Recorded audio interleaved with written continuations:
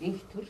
Эрүүл мэндийн яамны дэд сайд Бямсүрэнгээр ахлуулсан ажлын хэсэгт тус яамны газрын дарга буян жаргал, мэрэгжилтэн тунгалаг, уран цэцэг, их хүүхдийн эрүүл мэндийн үндэсний төвийн ерөнхий захирал, хүүхдийн эрчим тэмчилгээний эмч инх төр, зөвлөх эмч инх туя, улсын клиникийн төв эмнэлгийн зүрх судасны эмч Дасчаан, анагаахын шинжлэх ухааны үндэсний их сургуулийн их барих эмэгтэйчүүдийн багш зөвлөх инх цэцэг, хавдар судлалын үндэсний төвийн дэд захирал, хавдрын эмч хүрэл сахинар гэсэн эмч мэрэгжилтнүүд багтан ажиллаж байна. Ажлын хэсэг аймгийн засаг даргын тамгын газрын хүндэтгэлийн өргөнд аймаг орон нутгийн удирдлагуудтай цаг үеийн асуудлуудаар уулзаж санал солилцлоо. Уулзалтын үеэр Ховд аймгийн бүсийн онцлог эмчилгээний төвийн өргөтгөлийн барилгын ажлын талаар болон Бельгийн засгийн газрын хөрөнгө оруулалтаар баригдах барилгын ажлыг эхлүүлэх, бүсийн онцлог эмчилгээний төвийн нарийн мэрэгжлийн эмч мэрэгжилтнүүдийн хүрэлцээ хангамжмуу оронтой дутмаг байдаг бөгөөд цаашид оронтойг нэмэгдүүлэхэд хамтарч ажиллах талаар орон нутгийн зүгээс санал дэвшүүлсэн юм а.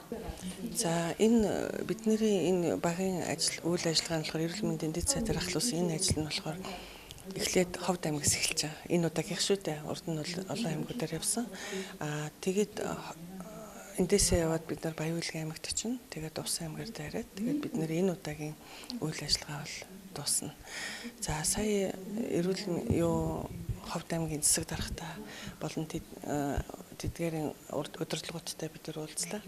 Тэгэхээр бүхэл чиглэлээр өөрсөндөө байгаа ололт амжилтаа ярьлаа. Тэгээд дээрэс нь дутагдж байгаа зүйлээ маш олон юм ярьсан л та. Тэгээд барилга байшин одоо дээр үед байсан барилга байшин шаардлага хангахгүй барилга байшинч байдгийм байна.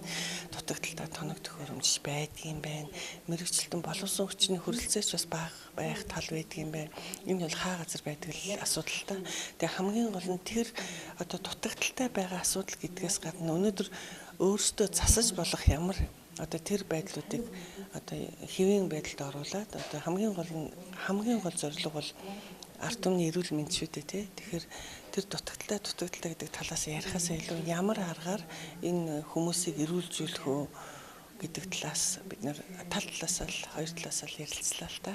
Тэгээ ямар ч байсан гарц олдох байх. Тэгээ одоо ямар ч байсан гол үйл ажиллагаа явуулдаг аймгийн нэгдсэн эмнэлэгтэр ирчээд байж байгаа. Тэгээд мэрэгжлийнхаа эмч одоо мэрэгчлэнгүүтэй уулзаад ирэхээр өстой ямар хэрэгцээ байна. Тэднэрт ерөөсөө бид нар өнөөдөр бид нар шалгалт биш байхгүй юу. Ямар л энэ богино хугацаанд яаж тусламж үзүүлэх вэ? Юуг мэдүүлэх үү? Яаж энэ одоо Архангай биш энэ Ховд аймгийн ард түмний эрүүл энхийн төлөө хувь нэмэр оруулах вэ гэсэн л ийм баг явж байна да. Энэ жилийг нийгмийн эрүүл мэндийг дэмжих жил болгон зарласантай холбогдуулан ажлын хэсэг Ховд, Баян-Улгийн Увсан аймагт ажиллаж цаг үеийн асуудлуудаар санал солилцсон тухайн аймагуудын иргэдэд үнэгүй үзлэг оншилгоо хийж ажиллах юм а. Мөн бүсийн онцлогын эмчилгээний төвийн эмч мэрэгжилтнүүдэд сургалт явуулахаас гадна Ховд их сургуулийн хурлын зааланд жаргалан сумын иргэдтэй уулзалт хийхээр төлөвлөжээ.